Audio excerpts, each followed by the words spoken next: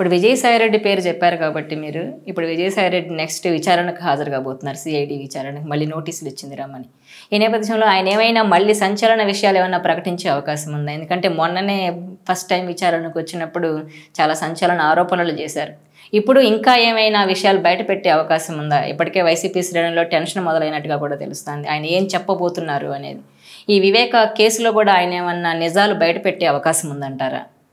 ఇప్పుడు వివేకానంద రెడ్డి గారి కేసుకు సంబంధించిన వరకు మొన్నటి ప్రెస్ మీట్లోనే తనకు తెలిసిన వాస్తవాలు బయటపెట్టడం జరిగింది. ఎందుకంటే ఆ రోజు మీడియా ముఖంగా వివేకానంద రెడ్డి గారు గుండెపోటుతో చనిపోయారని చెప్పని సమాచారాన్ని ప్రజలకి చేరవేసింది విజయసాయిరెడ్డి. మీరు ఒక హత్య జరుగుంటే గుండెపోటుగా ఎందుకు చిత్రీకరించారు, ఎందుకు ఆ విధంగా ప్రచారం చేశారు అని చెప్పని విలేకరులు మొన్న ప్రశ్నించిన సందర్భంలో అవినాష్ రెడ్డి ఇచ్చిన సమాచారం మేరకు నేను ఆ విధంగా ప్రకటించాల్సి వచ్చింది అని చెప్పని అతను చెప్పడం జరిగింది. కాబట్టి ఇక్కడ తప్పుడు సమాచారాన్ని ఇచ్చి ప్రజలని తప్పుదో పట్టించే ప్రయత్నం అవినాష్ రెడ్డి ద్వారా జరిగిందనేది నిర్ధారణ అవుతా ఉంది. ఇంకా మిగిలిన అవినీతి అంశాలు, మద్యం కుంభకోణానికి సంబంధించి కసిరెడ్డి రాజు ప్రమేయాన్ని నిర్ధారణ చేస్తూ విజయసాయిరెడ్డి గారు మొన్నే బ్లాస్ట్ చేయడం జరిగింది. అదే సందర్భంలో మనకి బాలనాగమ్మ సినిమాలో మాయిల పకీర్ పాత్రధారి ప్రాణం చిలకలో ఉంటుంది అని చెప్పని మనం చిన్నప్పుడు చదువుకున్నాం. అలాగే జగన్మోహన్ రెడ్డి గారికి సంబంధించిన ప్రతి గుట్టుమట్లు కూడా విజయసాయిరెడ్డి గారి చేతిలో ఉన్నాయి అనేది మనందరికీ తెలిసిన సమాచారమే. కాబట్టి విజయసాయిరెడ్డి గారు ఇప్పటికే బహుశా అవమాన భారంతోటా లేకపోతే ఏ పరిస్థితులు పరిణామాలు ఆయన్ని జగన్మోహన్ రెడ్డి గారికి వ్యతిరేకంగా ప్రేరేపించాయో తెలియదు, కానీ ఆయనైతే ధైర్యం చేసి ముందుకొచ్చి మాట్లాడుతున్నారు. సమాచారాన్ని ప్రజలకు చేరవేసే ప్రయత్నం చేస్తున్నారు. నన్ను విచారణకు పిలిస్తే నాకు తెలిసిన ప్రతి సమాచారాన్ని విచారణ సంస్థలతో కూడా పంచుకుంటానని చెప్తున్నారు. కాబట్టి నేను అనుకోవటం విచారణ సంస్థల సమక్షంలోకి మరొకసారి కనుక విజయసాయిరెడ్డి రాగలిగితే గతంలో కాకినాడ సీపోర్టు యాజమాన్య షేర్లు బదిలీ అంశానికి కర్త కర్మ క్రియ విక్రాంత్ రెడ్డి అని చెప్పిన విధంగా ఇంకా ఎన్ని అంశాల్లో తనకు తెలిసిన సమాచారాన్ని విచారణ సంస్థలతో షేర్ చేసుకుంటారనే భయం వైసీపీ శ్రేణుల్లో వ్యక్తమవుతుందనేది వాస్తవం.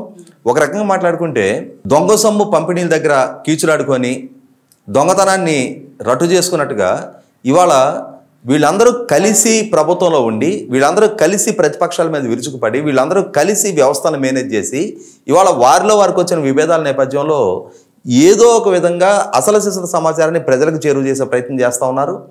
ఇప్పటి వరకు ఉన్న ఒక ఫాల్స్ మాస్క్ కప్పుకొని నటిస్తున్న జగన్మోహన్ రెడ్డి గారి అసలు స్వరూపాన్ని ప్రతిపక్షంగా ఉన్న తెలుగుదేశం పార్టీయో మీడియా సంస్థలో మనలాంటి వాళ్ళందరం ఎన్ని సందర్భాల్లో మాట్లాడినా కూడా ఇవాళ తనతో పాటు దశాబ్దాల తరబడి కలిసి నడిచి ఆయనతో పాటు అన్ని కేసుల్లో కోఎక్యూజ్డ్గా ఉండి జైలు కూడా పంచుకున్న విజయసాయిరెడ్డి వంటి వారు ఈరోజు మీడియా ముందుకు వచ్చి జగన్మోహన్ రెడ్డి గారి వైఖరి గురించి, ఆయన నాయకత్వ పటిమ గురించి, ఆయన పాలనలో జరిగిన అవినీతి గురించి, ఎవరెవరు ఆ అవినీతిలో భాగస్వాములు అయ్యారనే విషయాన్ని కానీ ఎవరెవరు ప్రమేయం ఏంటి అనే అంశాలని ఆయనే మీడియా ముఖంగా ధృవీకరిస్తున్న నేపథ్యంలో ఖచ్చితంగా ఇది ఆ పార్టీలో కొంత సంచలనానికి కారకమవుతుంది.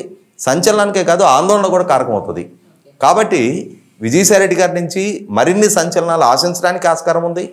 లేదు ఒకవేళ ఈలోగా గత ప్రెస్ మీట్ తర్వాత మరి దేనికైనా సమర్థులు ఏదైనా మరి విజయసాయిరెడ్డి గారితో ఏదైనా ప్యాచప్ చేసుకున్నారా లేదా, విజయసాయిరెడ్డి గారు మొన్నటి ప్రెస్ మీట్కి తర్వాత ఆయనలో ఏదైనా పరివర్తన ఉందా, ఆయన ఏదైనా ఇష్యూస్ని కవరప్ చేసే ప్రయత్నం చేస్తున్నారనేది మనం రేపటి రోజున ఆయన విచారణకు హాజరైన తర్వాత ఆ బయటకు వచ్చిన తర్వాత జరిగే ప్రెస్ మీట్లో ఏం మాట్లాడతారనేది మనం కొంచెం వేచి చూడాలి. ఈ వీడియో మీకు నచ్చినట్లయితే please share, like and subscribe R24 Telugu.